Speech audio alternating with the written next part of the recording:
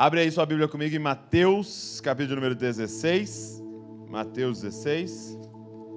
Nós vamos ler a partir do versículo 13. Mateus 16. Vamos ler a partir do versículo 13.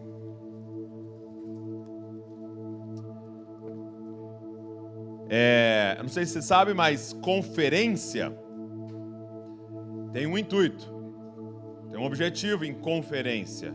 É um grupo parar para conferir, né? Então a gente está reunido aqui nesses dias para a gente conferir algumas questões, né? E eu queria aproveitar esse dia para conferir com você o que a gente está fazendo aqui como igreja, né? Às vezes algumas palavras a gente usa tanto ela que a gente vai esvaziando o significado dela, né? O que é a igreja?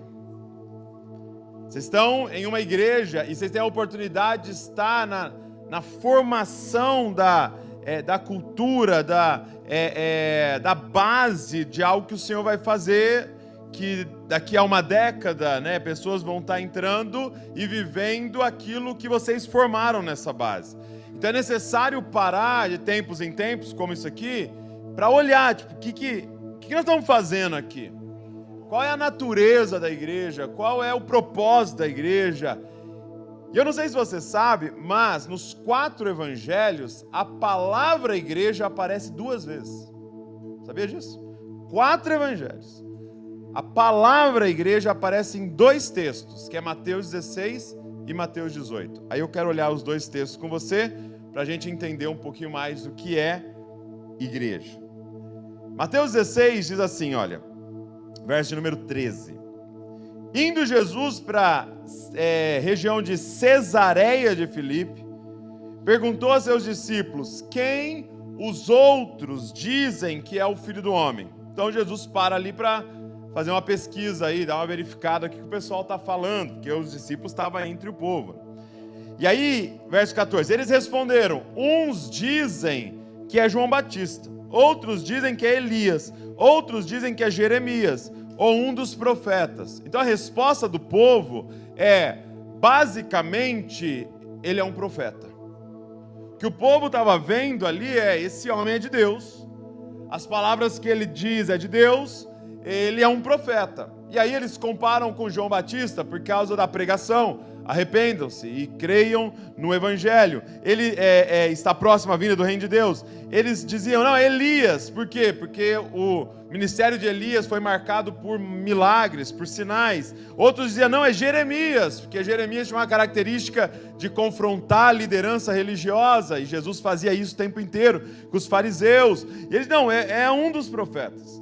E aí Jesus vira a pergunta, e ele pergunta aos discípulos, quem vocês dizem que eu sou? Verso 16, respondendo, Simão Pedro disse, o Senhor é o Cristo, o Filho do Deus vivo.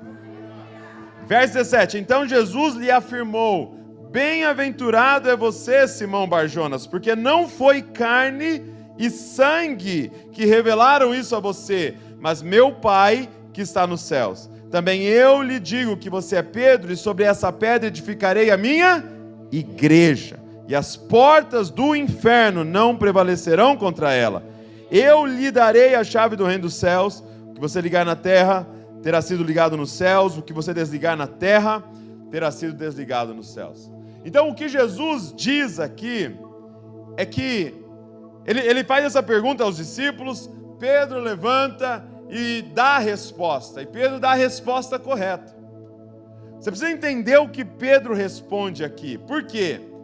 O que Pedro responde aqui é tão poderoso que a sequência Jesus vai falar, eu vou edificar a minha igreja com base nisso que saiu da sua boca, Pedro.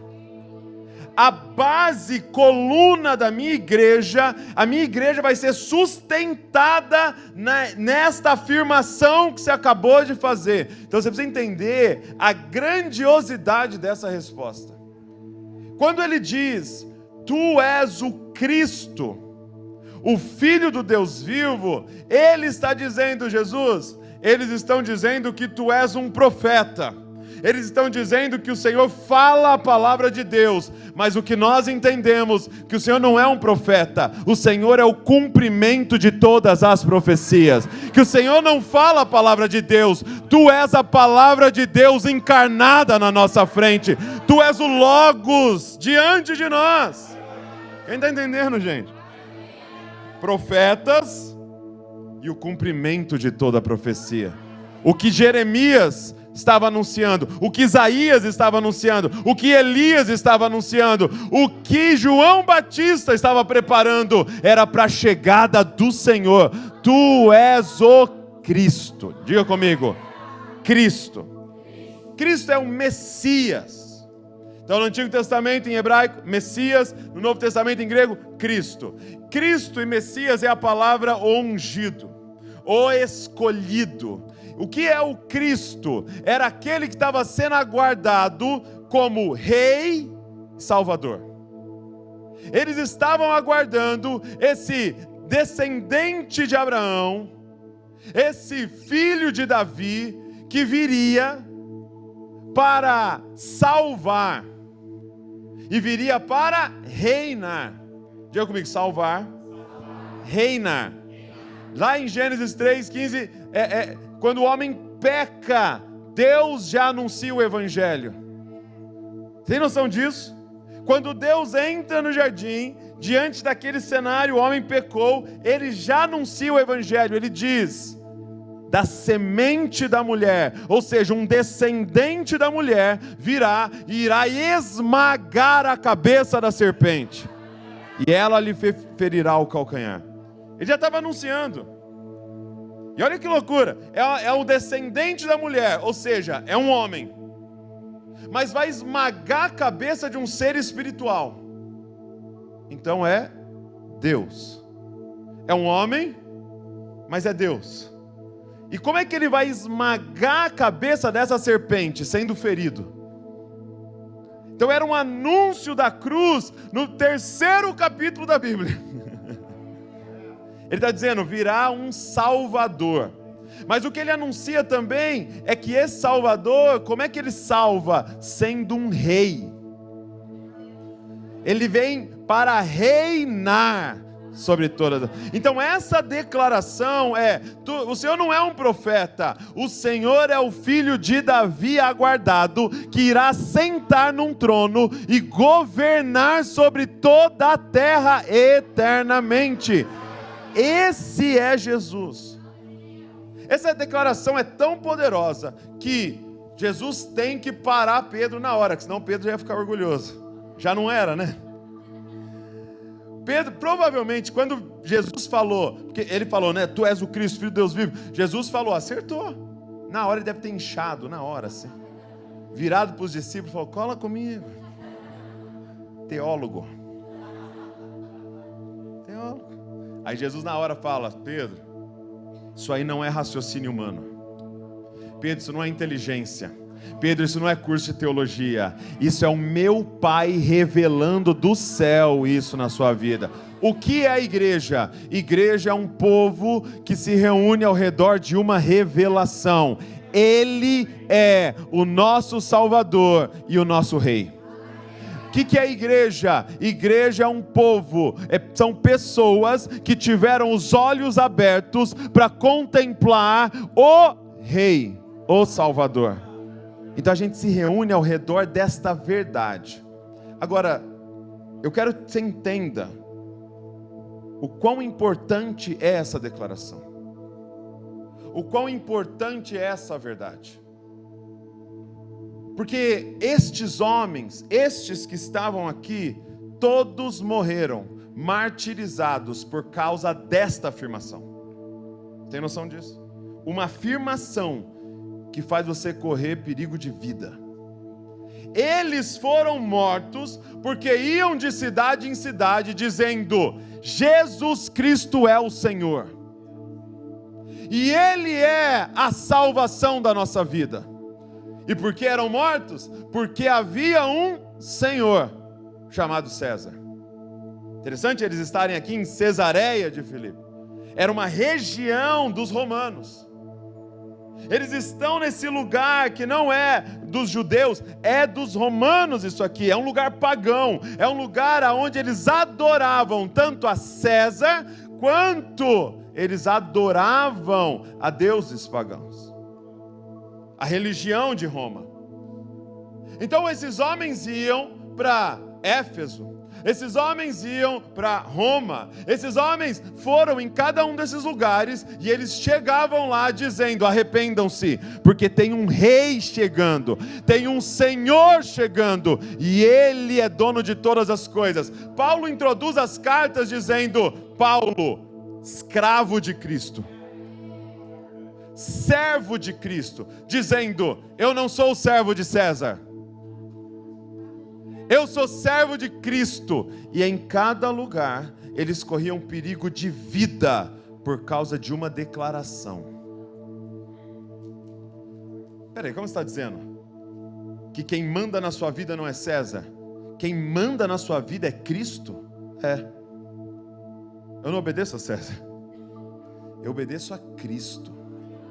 César pode ser até senhor dessa regiãozinha, eu descobri o Senhor do universo.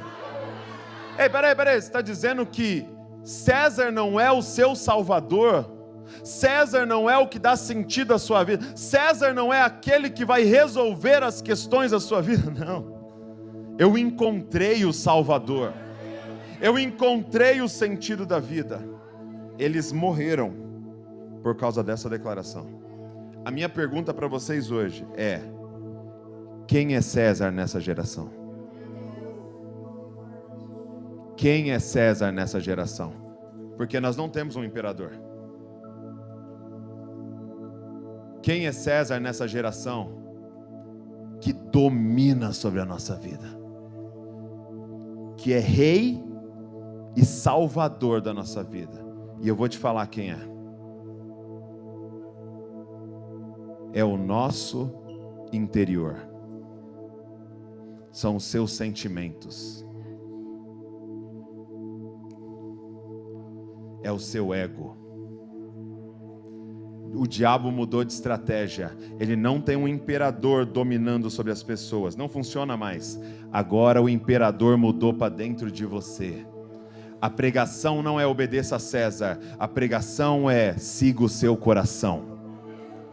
O que é a igreja? É um povo que decidiu não seguir o próprio coração, porque encontrou um Senhor, encontrou um Salvador. Ser feliz não é fazer tudo o que dá na telha. Ser livre não é fazer aquilo que os seus sentimentos mandam. Ser livre é poder obedecer aquele que sua vontade é boa, perfeita e agradável. O que João diz em sua carta: ei, nós encontramos a vida.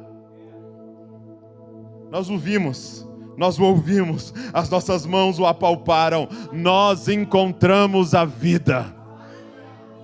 A pregação desse tempo é essa: segue o seu coração. Segue o seu coração. O que você está sentindo? O que você quer? Quais suas vontades? O que você quer? O que você deseja? Eu não vou fazer isso que eu não quero. Eu não estou sentindo de fazer. Quem é o Senhor da nossa vida? Só que aí a gente, olha como a gente vai aplicando as coisas. Ai, não me senti bem naquela igreja. Aí então você decide com base no seu César. Presta atenção. Não, mas como é que você se define na sua sexualidade? É o que eu sinto. Então nós temos um novo César. Nós temos um novo imperador. Quem está entendendo, gente? Essa declaração é: ei, meu coração, eu não sigo você. Não tem problema, nós vimos para terapia, eu faço terapia. Sabe para que serve a terapia? Para a gente mergulhar e ver. Aqui a mentira aqui dentro. Isso aqui sim, isso aqui está alinhado ao meu Senhor. Agora isso aqui está desalinhado ao meu Senhor. E eu não vou seguir isso aqui. Eu identifico e sei o que eu estou negando. Quem está entendendo, amados? E aí você começa a falar com o seu coração: submeta-se ao Senhor. Não é você que manda em mim. Que manda em mim é o meu Senhor. Eu vivo por revelação. Eu vivo baseado na palavra de Deus. Ele é o Senhor. Gente, como é que Ele salva? Jesus é o meu Salvador. Quantos aqui nós cantamos aqui agora, esses minutos todos? Ele é o meu Salvador. Ele é o meu Salvador. Como Ele me salva?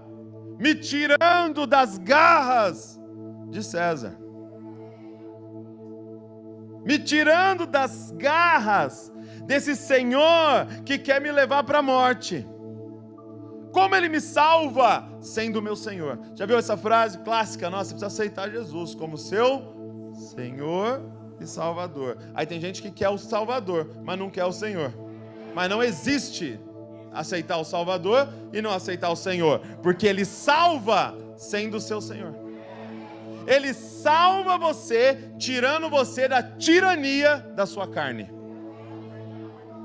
É quando você diz: já não sou mais eu quem vivo.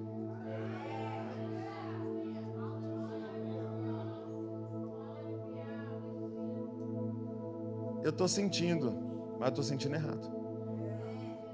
Então eu não vivo, a gente até cantou uma música interessante, né? Eu não vivo pelo que eu vejo. Mas a gente podia adicionar o segundo: eu não vivo pelo que eu sinto. Eu vivo pelo que eu creio. Pela fé. Que interessante. Quando a gente olha para o movimento hoje, LGBTQIA+, eles não estão, se você for em uma reunião do movimento, eles não vão falar para você sobre sexualidade. Eles não vão falar para você coisas sobre sexo. Eles vão falar para você quem é você. Ele vai falar da sua identidade. E a pregação é essa: você é o que você sente. E a nossa pregação é: você é o que você crê. Que em alguns momentos contradiz o que eu sinto, porque o coração do homem é enganoso e terrivelmente corrupto. Quem está entendendo? Então a primeira coisa da igreja, que a igreja é o ajuntamento daqueles que tiveram a revelação do Salvador, do Cristo, do Senhor, do Rei, e agora nós nos submetemos a Ele. É por isso que na sequência ele vai falar: aquele que quiser ser meu discípulo, negue-se a si mesmo, tome a sua cruz e siga-me. Gente, estão mentindo para nós. Deixa eu te dizer uma coisa da grande mentira desse tempo. A grande mentira desse tempo é possível. Você nasceu para ser autêntico. Você nasceu para ser original. Não. Desde a primeira página está escrito: você foi criado para ser imagem. Você foi criado para copiar. Você foi criado para copiar. Ah, não, eu não copio ninguém. Copio ninguém, sou autêntico. Não, nós fomos criados para copiar. E olha que copiar ficou pejorativo, sim ou não? Ah, isso aí é cópia. Isso aí é cópia. Ah, isso é cópia, meu original.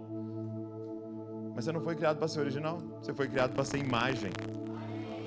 Nós não fomos criados para ser uma pintura. Nós fomos criados para ser um espelho que reflete. Entendendo? Era a imagem dele batendo em nós e aparecendo ao mundo. E aí, lógico, eu não estou falando sobre a cor do seu cabelo, se é a sua camiseta, se você está com boné, se é sem boné, se tem barba ou não. Beleza. Mas é sobre a sua identidade. Quem somos nós? Nós somos imagem e semelhança do Senhor. Nós somos criados para estar diante do nosso Pai e refletir o nosso Pai. Nós fomos criados para seguir. Nós somos, que a igreja é o ajuntamento dos discípulos de Jesus. Nós fomos criados para seguir Jesus. Ah, amados, pensa numa pregação que é contra a cultura. Você foi criado para seguir. Você não foi criado para ser a melhor versão, você foi criado para seguir a melhor versão. Para olhar para Ele. para fixar os seus olhos nele, como a gente cantou aqui, fixar os seus olhos nele e segui-lo, para onde ele está indo. É uma morte da autenticidade. A Bíblia vai descrever esse relacionamento com o Cristo, por exemplo, com a figura de um casamento. Vai dizer, cara, você tem que casar, ele é um noivo. Você, igreja, é a noiva. Nós estamos casando com Cristo. Já parou para pensar na figura do casamento? Gente, quem é solteiro? Levanta a mão assim. Então vou te revelar umas coisas sobre casamento aqui. Amém? Estão preparados? Então é o seguinte. 6 de dezembro de 2008 foi meu casamento. Eu e a Val vamos completar 17 anos de casamento esse ano. Então, dia do meu casamento, 6 de dezembro de 2008. Então é o seguinte. Qual que é a parada do casamento, né? Da festa, né? O casamento é o seguinte. É um homem de terno com um monte de flor ao redor. Aonde que tem uma pessoa de terno com um monte de flor ao redor, gente?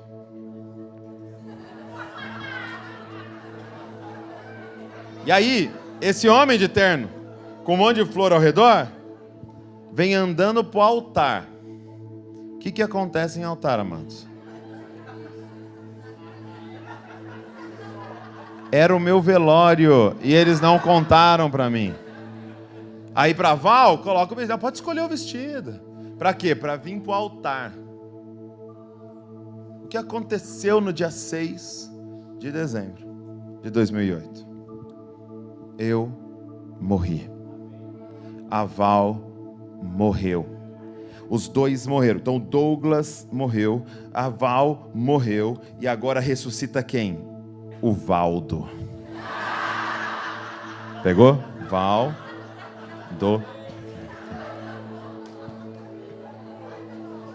Por quê? Porque não existe mais o Douglas, não existe mais a Val, existe agora um. E agora, olha que doido, é necessário um recalcular de todas as coisas a partir de uma unidade.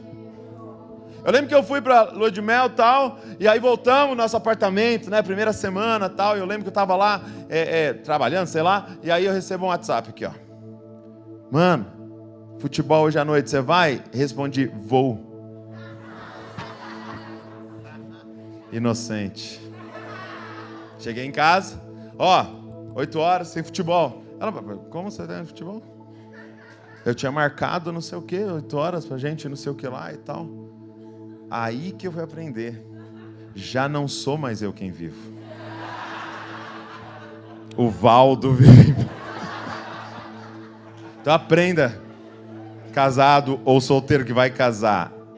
Futebol hoje, vou ver. Vou ver. Porque eu não decido mais sozinho. A Val não decide mais sozinha. Eu não decido minhas finanças mais sozinho. Eu não decido onde eu vou mais sozinho. Agora você está entendendo o que é casar com Cristo. No dia do seu batismo você morreu. Porque na cruz ele já morreu. E agora ressuscitou quem? Cristo em nós, a esperança da glória. Agora nós vivemos. Agora eu não acordo e falo, eu vou. Eu vou ver. Jesus, para onde nós vamos hoje? Jesus, o que nós vamos falar hoje? Jesus, quem que nós vamos alcançar hoje? Jesus, que faculdade nós vamos fazer? Jesus, que lugar que você quer que eu trabalhe? Jesus, onde é que você quer que eu more? Jesus, com quem que você quer que eu case? Jesus, onde é que nós vamos gastar o dinheiro? Você não gasta mais seu dinheiro. Igreja é um povo que casou com Jesus, que fez uma aliança com Ele e agora Ele é o nosso Senhor. A gente não decide mais sozinho. Então eu queria te desafiar isso. Você aceita? Esse desafio. Cristo. Agora é você e Ele. Então, por exemplo, essa semana aí, você está com raiva de alguém. Está com raiva. E você está com uma vontade de se vingar. Você fala, Jesus, vamos lá vingar. Aí você está falando, não, cara, eu vou falar um pacote para ela. Jesus, vem, vamos falar um pacote para ela. Aí você fala, não, Jesus, vem, senta aqui. Vamos ver Netflix aqui. Que tal esse filme aqui? Vamos ligar essa música. Vamos ouvir essa música? Vamos, bora? Você está entendendo, né? Aí pode música do mundo. Você é casado. Pergunta com quem você é casado. O que você tem que ouvir? O que é para você ler? O que é para você assistir? O que é para você responder no WhatsApp? Porque ele está olhando junto com você. O que você está respondendo no WhatsApp? Que grupo é para você estar? Que grupo é para você sair? Com quem é? Qual é a roda que é para você sentar? Porque você está levando Cristo junto para a roda que você está sentando. O que é a igreja? Aqueles que têm um Senhor, que não é César, nem meu selfie, nem o meu eu, nem meu ego. O Senhor da minha vida é Cristo Jesus. E no momento em que o meu ego se desalinha dele, o meu ego vai perder, porque a gente tem um Senhor. Quem está entendendo? Amém. Agora, igreja também é mais uma coisa, que é Mateus 18. Então Mateus 16, ele fala sobre essa afirmação: tu és o Cristo, Filho do Deus vivo, edificarei a minha igreja. Mas aí tem Mateus 18. Por quê? Porque é desafiador isso que eu acabei de falar. Porque o meu ego, ele é traiçoeiro. Ele é traiçoeiro. E aí ele começa com uma história de Deus me disse. Mas na verdade é ele, sem vergonha. Não, mas Deus me disse que é para eu ficar com ela. Em oração. Ele me apontou. Aí Deus me disse que é para eu comprar isso aqui. Aí Deus me disse que é para eu fazer. Deus me disse que é para divorciar. Não estou obedecendo ao Senhor. Estou obedecendo ao Senhor. Lembro que eu fui aconselhar um casal, eles querendo divorciar, e o marido queria divorciar. E aí eu sentei com ele e falei: cara, deixa eu abrir a palavra para você. A palavra de Deus diz, o nosso Senhor diz, que é em caso de adultério. Sua esposa, ela cometeu adultério? Não. E é em caso, há uma brecha também, se está correndo risco de vida, né? Se da violência doméstica e tal, você vai também separar e tal, porque a vida é mais importante do que o casamento na ordem de hierarquia, né? Se está correndo risco de vida, você vai divorciar também, né? E eu falei: está acontecendo alguma coisa dessa? Não, então, segundo caso. Ela está tentando te matar? Não, eu li que pode dar problema de coração o estresse que eu estou passando.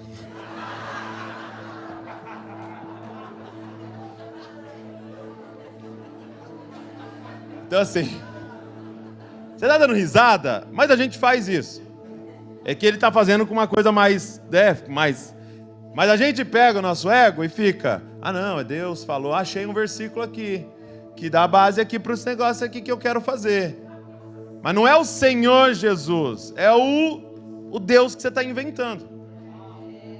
Eu gravei um videozinho assim, a frase que quando é falada, para mim acabou o aconselhamento. Qual é? Deus me disse. Acabou. Se Deus disse, quem sou eu na fila do pão para falar alguma coisa para você? Não, Deus me disse que vai mudar de igreja. Acabou o aconselhamento. Não tem mais o que eu falar. Vou contradizer Deus. Então quando alguém diz, Deus me disse, acabou. Acabou o aconselhamento. Agora, como é que a gente pode então ter Jesus Cristo como Senhor e ter a certeza que o nosso ego não vai distorcer até mesmo o senhorio de Cristo? Mateus 18. Ai, amados. Não sei se era boa ideia ter se inscrito nessa conferência. Mateus 18, verso de número 15. Diz assim: se o seu irmão pecar contra você, vá e repreenda-o em particular. Se ele ouvir, você ganhou seu irmão. Mas se não ouvir, leve ainda com você uma ou duas pessoas, para que pelo depoimento de 2 ou 3 testemunhas toda a questão seja decidida. E se ele se recusar a ouvir essas pessoas, expõe o assunto à igreja. E se ele se recusar a ouvir também a igreja, considere-o como gentil e publicano. Em verdade lhes digo que tudo que ligarem na terra terá sido ligado nos céus, tudo que desligarem na terra terá sido desligado nos céus. Em verdade também lhes digo que se 2 de vocês sobre a terra concordarem a respeito de qualquer coisa que vierem a pedir, isso lhes será concedido por meu Pai que está no céu, porque onde estiverem 2 ou 3 reunidos em meu nome, ali estou no meio deles. Amados, quem já ouviu esse último versículo aqui? Onde 2 ou 3 estiverem reunidos em meu nome, ali estou no meio deles. Quem já ouviu? Sim? Isso aqui é o versículo de culto vazio. Veio 6 irmãos. Você abre com qual versículo? Irmãos, aonde 2 ou 3, 6, estiverem reunidos, 2 ou 3, Jesus está no meio. Tem 2 Jesus aqui. Conta as crianças que é para dar volume ali. E uma grávida, mais um. 2 ou 3 reunidos em meu nome, ali estou no meio deles. Eu apontei, mas não tinha nada. Você fica tranquila. Quando eu apontei, eu falei, não. Sério. É casada? Então receba. Porque onde estiverem 2 ou 3 reunidos em meu nome, eles estão no meio deles. Então a gente usa isso para culto. Mas o contexto não é culto. É muito louco porque o número, ele tá sendo explícito. 2 ou 3. Da onde ele está falando sobre 2 ou 3? Ele está dizendo, onde 2 ou 3 estiverem reunidos, confrontando o pecado de um irmão, ali eu estou no meio deles. Não é cantando uma música. O que é a igreja? Igreja é o ajuntamento de um povo aliançado que não deixará ninguém tranquilo se estiver em pecado. É um povo que vai incomodar. Quem está entendendo, gente? É um povo que entrou em outro nível de amor. É um povo que aprendeu a 6ª linguagem do amor. Confrontar o pecado. Palavras de afirmação. Lindo. Presente. Presente é o mais sem vergonha das linguagens. Não. Na qual você vai ver presente lá. Atos de serviço também, né? Porque a pessoa quer escravos, né, ao redor dela. Tempo de qualidade, beleza. Né? Qual faltou aí? Toque físico, legal. Mas tem a 6ª linguagem do amor. Confronto. Porque se você está vendo seu irmão pecar e você não fala nada, você não o ama. Porque você está vendo a ação do diabo pegando através da carne dele e você não está falando nada. E ele dá o processo para a gente. Se o teu irmão pecar, e é interessante que na nossa versão tá, se o teu irmão pecar contra você, mas vários manuscritos não têm o contra você. Ou seja, se você vê o seu irmão pecar, e claro, contra você, ou pecar, vá a sós e confronte o seu irmão. Aqui está falando, fale para o pastor?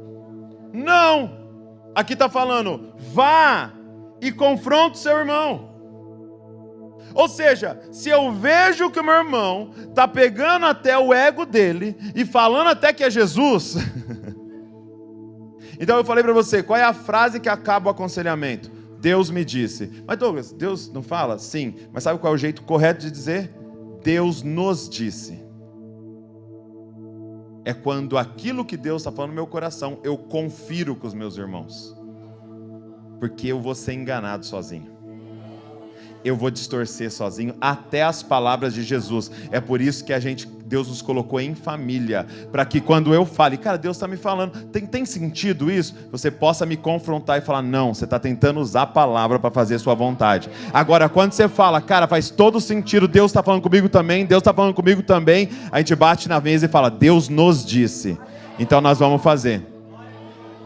Como é que eu sei? Gente, na faculdade, eu formei em psicologia. Na faculdade, o professor falou uma frase, assim, nem se usa tanto esse termo mais, ok? Mas ele falou para explicar um conceito. Um louco nunca sabe que está louco. Guarda isso. Um louco nunca sabe que está louco. Por quê? Porque, por exemplo, na alucinação, que é comum em esquizofrenia e tal, eu tô vendo o copo. Ele está aqui na minha frente, o copo. Então, eu não estou mentindo que eu estou vendo. Eu estou vendo um copo ali na alucinação. Então, eu enlouqueci e estou vendo um copo. Então, a pergunta é, qual é a única forma de eu saber nessa noite que eu não estou louco e estou vendo um copo? É se eu perguntar para você. Você está vendo um copo? Tem um copo aqui? Tem um copo aqui? Então, tem um copo. Agora, se só eu estou vendo o copo, então, sozinho, não dá para você afirmar que é a verdade que você está vivendo.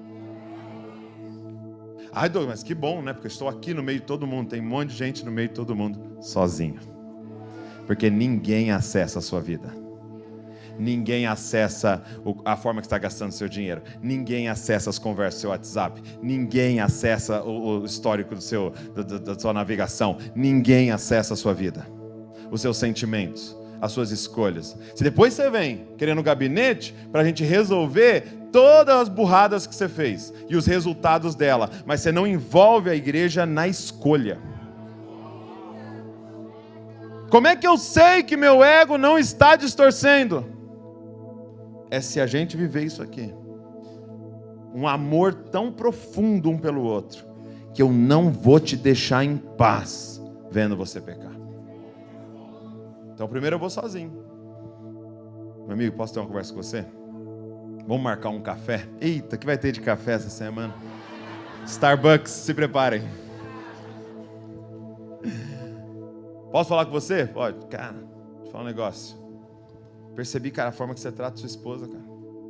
Cara, deixa eu te falar um negócio. Percebi a forma que você está fazendo isso, poxa, tal coisa e aquilo. E você viu, e aí você confronta. E é lindo, porque a maioria para no primeiro, gente. A gente está praticando isso em Bragança. A maioria para no primeiro. E olha que coisa maravilhosa que é o resultado disso. Você vai ganhar o seu irmão. Você vai para um outro nível de relacionamento. Ganhar o seu irmão. Aí vamos dizer que ele fala, não, eu não concordo, isso aí não está errado, não, é assim mesmo, tal. Você fala, não, você vai de novo. Você fala, esse primeiro processo pode durar um mês, tá, gente? Não é um dia cada coisa. Pode durar um mês, se ele não, cara, olha aqui na palavra, olha aqui disso, tal. Não, pode ser que você esteja confrontando algo que o cara não está errado, pode ser. Então o que você faz? Chama mais alguém. Mas o intuito não é ganhar a discussão, é ganhar o irmão. Quem está entendendo? Então eu chamo alguém que tem acesso ao coração dele. Eu chamo alguém que talvez tenha mais voz do que eu no coração dele. Eu chamo alguém, talvez pode ser um líder. E aí nós vamos lá comigo. Nós precisamos ganhar esse cara. Ela não pode ficar nas garras do diabo. Vamos lá. E aí nós dois, a gente vai confrontar e vai conversar. E bom, continua falando, não, eu tô certo, e é isso mesmo, eu vou continuar nessa vida e tal. Cara, esse namoro tá fora da vontade de Deus. A palavra de Deus diz isso.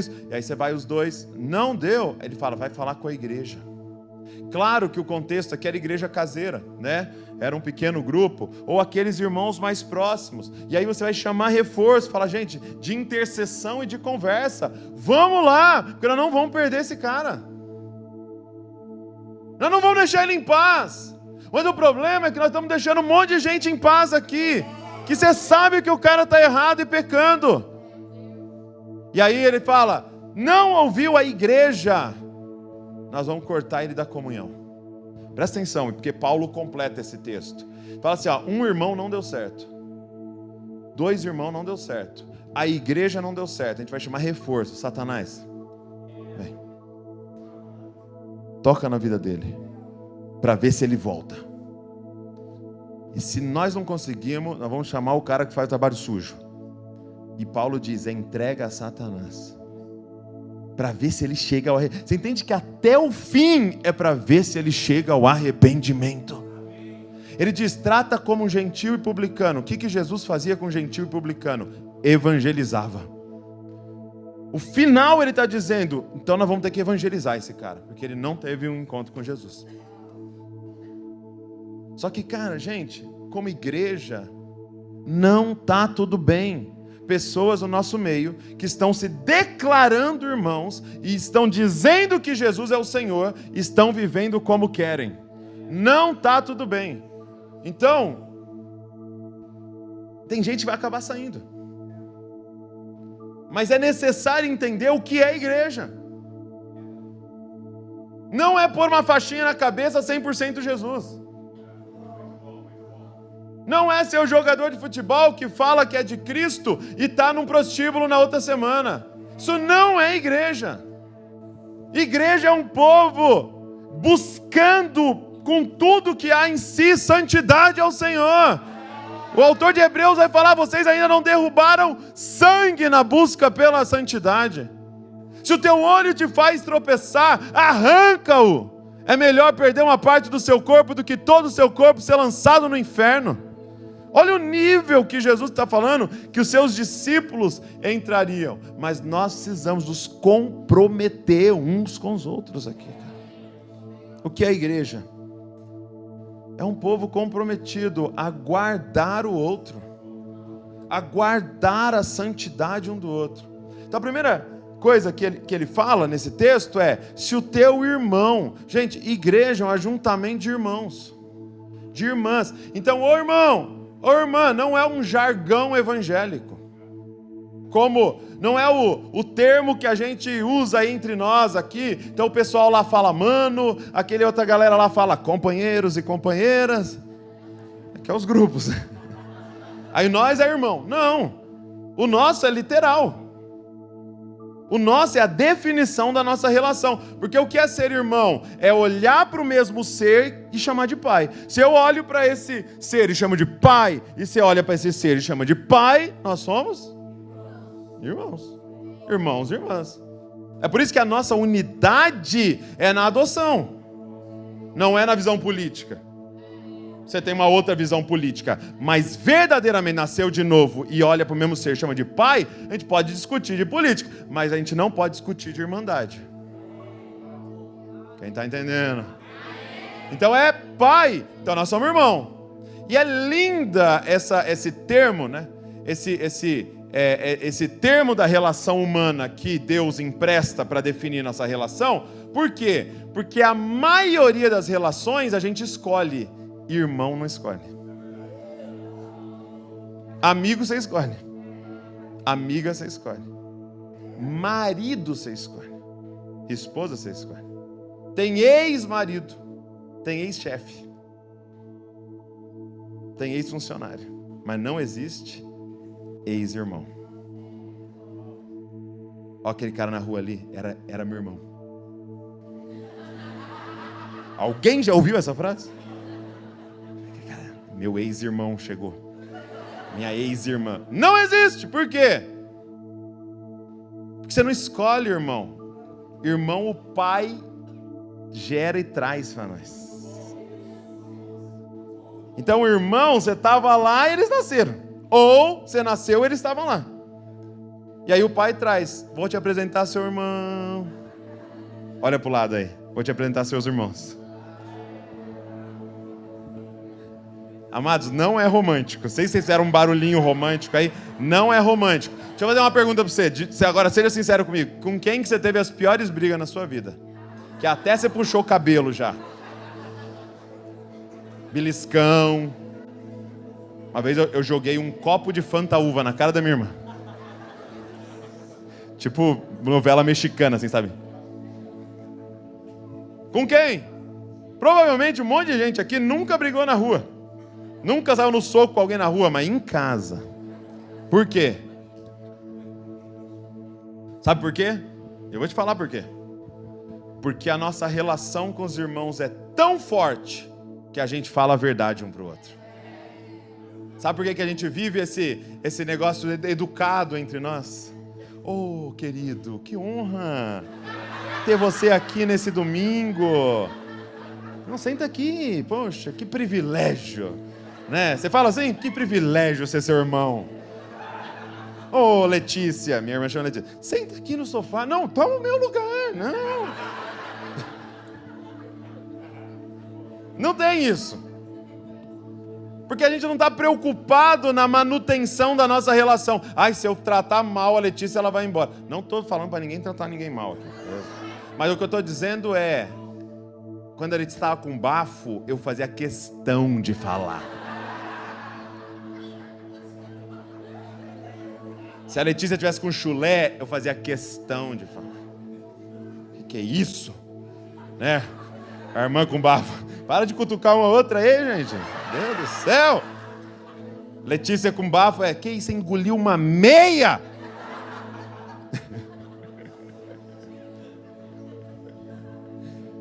Por quê? Porque a gente tem uma aliança tão forte que a gente pode falar a verdade um para o outro. O problema é que muitas vezes a nossa aliança é tão fraca que a gente tem que ficar nessa educação.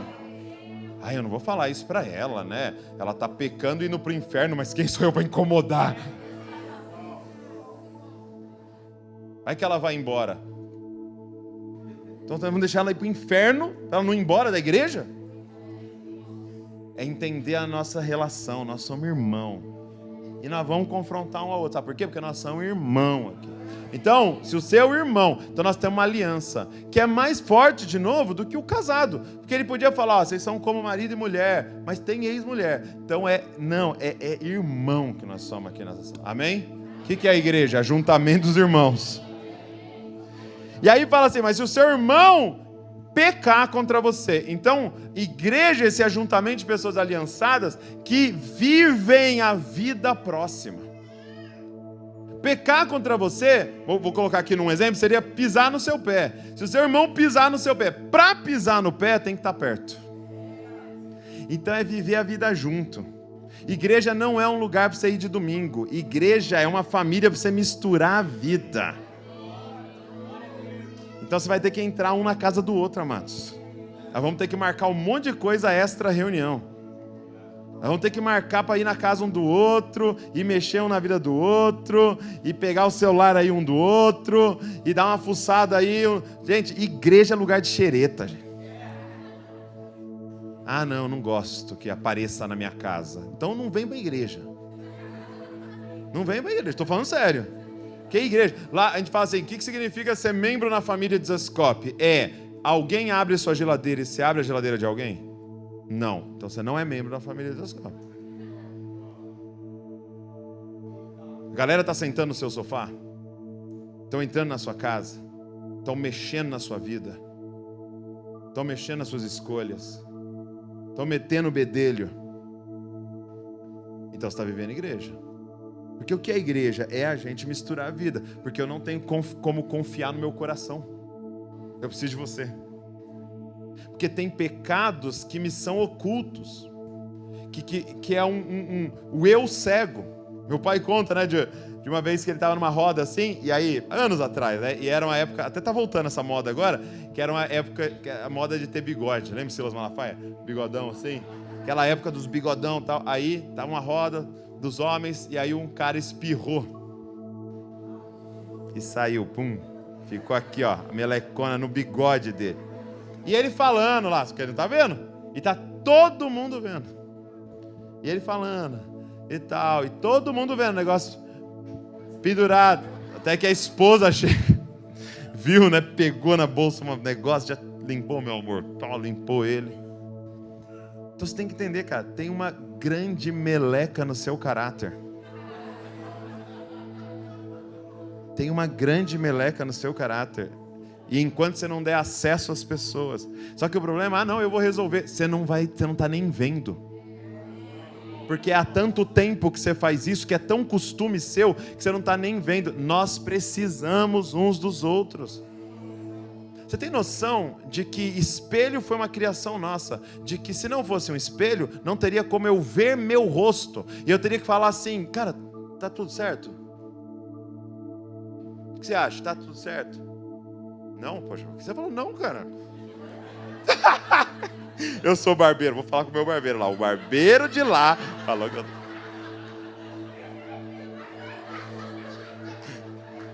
Imagina uma vida sem espelho, que não houvesse espelho ou selfie, que você tivesse que fazer a maquiagem e perguntar para alguém, deu certo? Só que eu tenho uma coisa para te informar, No espírito não há espelho. Não existe espelho para a alma e para o espírito. O espelho da alma e do espírito é o outro. É a igreja. Então o tempo inteiro tem que estar falando, cara, me fala, tá tudo bem? Me fala, tá tudo bem? Ei, pode me dar feedback, pode me confrontar. Se você vê alguma coisa, me fala. Ah, quem está entendendo, gente? O Senhor está nos chamando a conferir. Nós estamos vivendo igreja united, sabe? Se o seu irmão pecar, então assim, para pecar um contra o outro, tem que viver perto. Nós vamos ter que misturar a vida. Nós vamos ter que ir um na casa do outro. Nós vamos ter que estar mais junto aí, gente. Misturando a nossa vida. Trazendo para a relação. E aí, como eu disse, a continuação é repreendam. Então, igreja é esse lugar que o nosso relacionamento vai ficando tão próximo que a gente fala a verdade um para o outro. Amor sem verdade, na verdade, é sedução. Verdade sem amor é crueldade. Então, não sai falando a verdade para os outros, você não ama. Só confronta o pecado de quem você ama.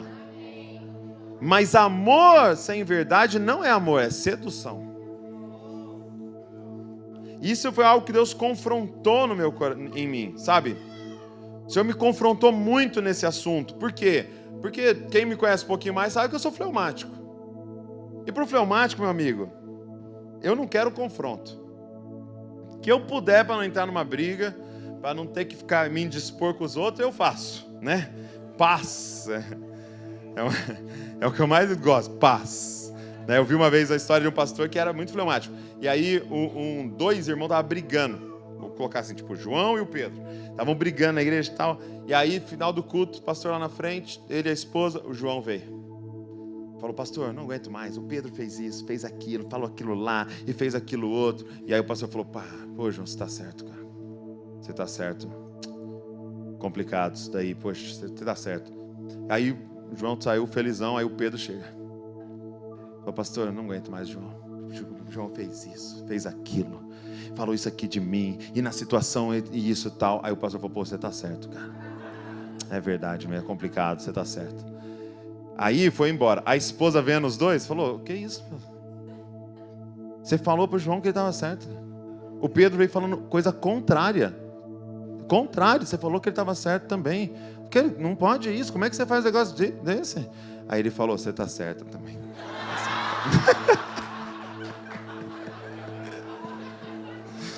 Tá tudo certo, amados. É assim. E o Senhor me confrontou muito com isso. De que isso é falta de amor. Não confrontar alguém é falta de amor. E o Senhor me deu um termo muito forte para definir essa forma que a gente está vivendo. Se chama o discípulo pornográfico. É como se a cultura da pornografia tivesse entrado na nossa vida. Porque o que é a pornografia? É mostrar só a parte que seduz. É uma vida editada para que seduza o outro. E eu percebi que eu estava fazendo isso. Eu estava seduzindo as pessoas. Como? Não confrontando elas. Sendo legalzão. Não me indispondo com as pessoas. É um ministério pornográfico, onde eu mostro só a parte que você vai gostar. Mas não uso autoridade para confrontar naquilo que você não vai gostar. Então Jesus um dia falou comigo, você tem que fazer uma escolha, ou você age em autoridade, ou você age em busca por admiração. Para de querer ser admirado e passe a amar as pessoas. E amar as pessoas é fazer algumas coisas que alguns não vão gostar. Sabe como destruir um filho? Querer ser admirado pelo filho. Não. Você precisa de autoridade do filho. E fazer coisas que ele não vai gostar. É você chegar para ele e falar, você não vai comer isso. você vai ficar de castigo. Não, eu não vou. Mas eu não gosto mais de você. Eu não quero ser gostado por você. Eu quero criar você como um homem, uma mulher. Então você entende qual é a nossa relação? Que vai muito além. É confronto, é falar a verdade, porque sem verdade o que você está fazendo é seduzindo as pessoas, não amando as pessoas. Que o Senhor nos liberte hoje aqui do espírito de Caim. O espírito de Caim é esse. Cadê Abel? Por acaso sou eu o guardião do meu irmão? Sim, foi para isso que eu te criei.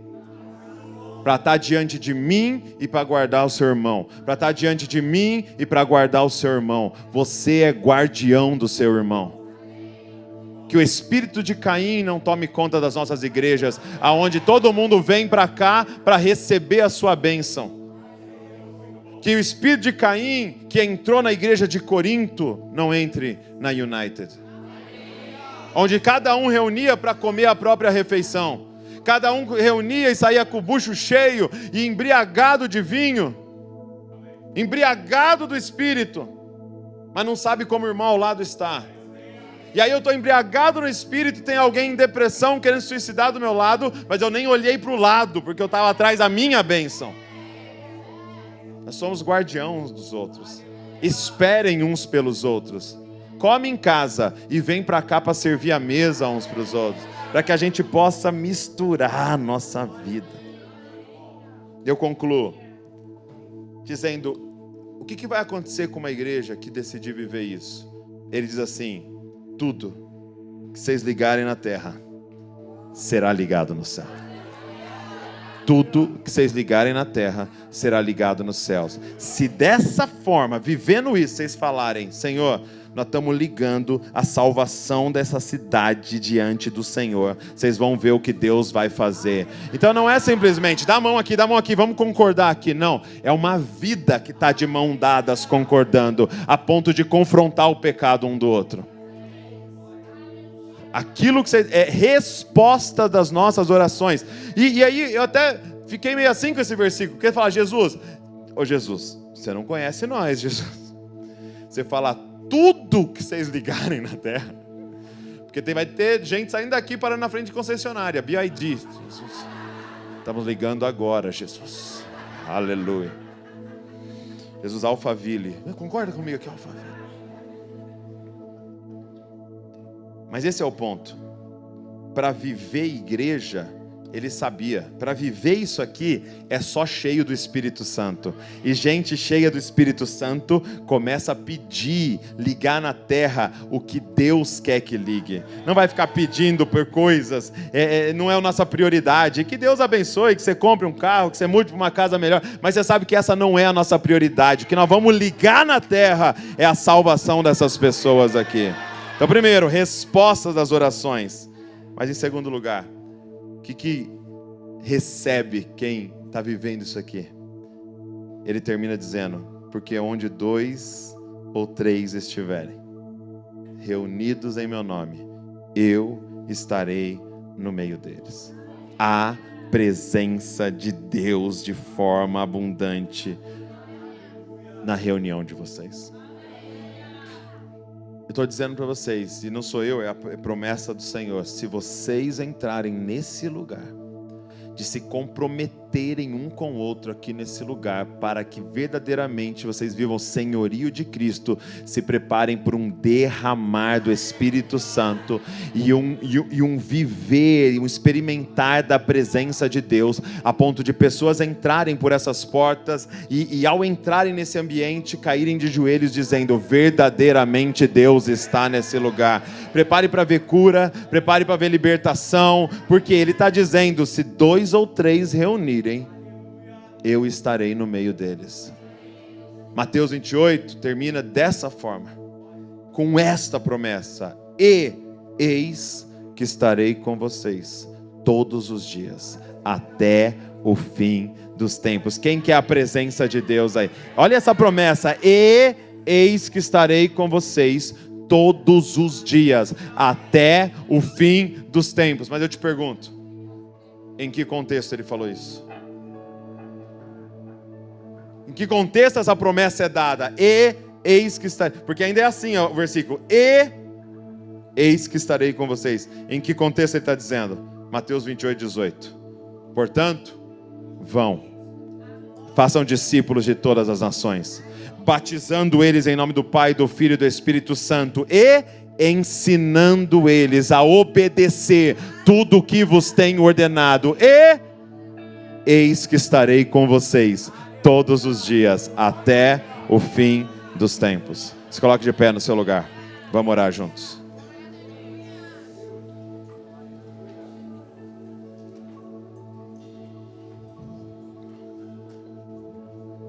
Igreja,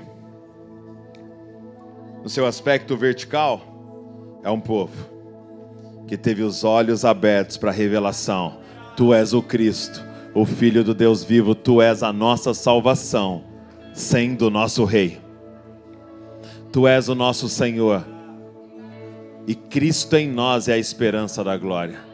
Igreja, no seu aspecto vertical, é um povo que se reúne ao redor da revelação do Cristo. Mas igreja, em seu aspecto horizontal, é um povo aliançado e comprometido um com o outro, ao ponto de ser guardião da santidade um do outro. Tem um compromisso. Eu não vou deixar. Eu não vou deixar. Você viveu uma vida em pecado, e você não tem que deixar eu viver uma vida em pecado. Então pode acessar minha vida, e eu quero acessar a sua vida, para que a gente faça essa caminhada junto, em direção ao reino de Deus.